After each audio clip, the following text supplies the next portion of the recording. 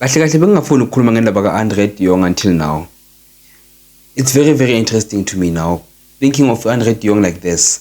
André de Jong playing in the number 10 position with uMakaula Unduli playing the 6th position and having either Onemdajera or Sipho Mbule playing in the 8th position.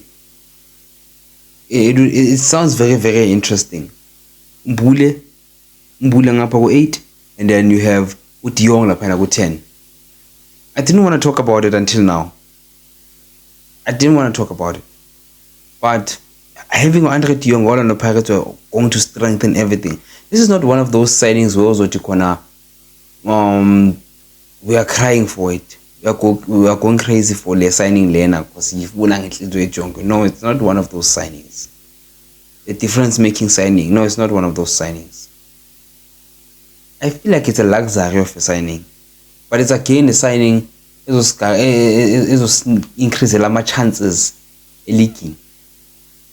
It's one of those signings where it was increase my chances leaking because Pumalo, Restalo, Genalo, Restalo, Genalo, especially a player of caliber de Jong, André de Jong. That's something else.